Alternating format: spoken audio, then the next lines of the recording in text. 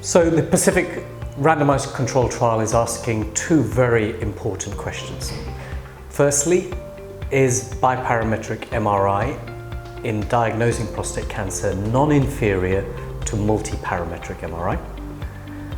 And secondly, in those men who need a biopsy, who have a visible lesion on their MRI scan, is image fusion targeted biopsy better than what we currently do, which is cognitive, or what some people refer to as visually directed biopsies? So the evidence as to whether we should do biparametric MRI, which excludes contrast, or whether we should stick with multiparametric MRI, is uncertain at the moment. There are retrospective studies and there are paired cohort validating studies which have shown that biparametric MRI has a similar performance characteristic to a multiparametric MRI. However, those are retrospective studies, they are weak in design, and where paired cohort validating studies have been done, these do not have a randomized comparative group.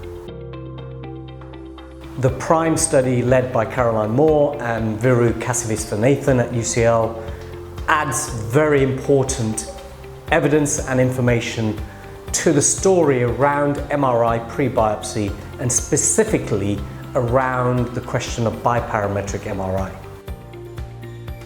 PRIME was a multi-center study, high quality imaging, but it was a paired cohort design.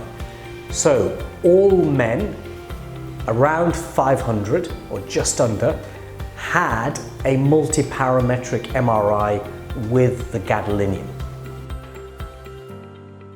The radiologist who reported the biparametric knew that this patient was part of the study, in which the decision for biopsy would be made on either his report or her report, or based on the multiparametric MRI. So the radiologist knew that they had that safety cushion.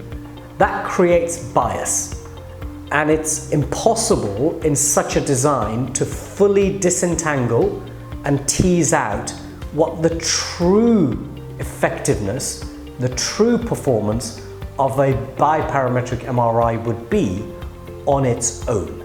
So whilst PRIME is a really important study, and the authors and investigators are to be hugely congratulated, we need PRIME and we need PACIFIC jointly to show the same thing before centers should shift practice to a biparametric approach. PACIFIC is going to be one of the largest diagnostic trials within the prostate cancer field, and I look forward to sharing the results in about 18 months' time when the study completes.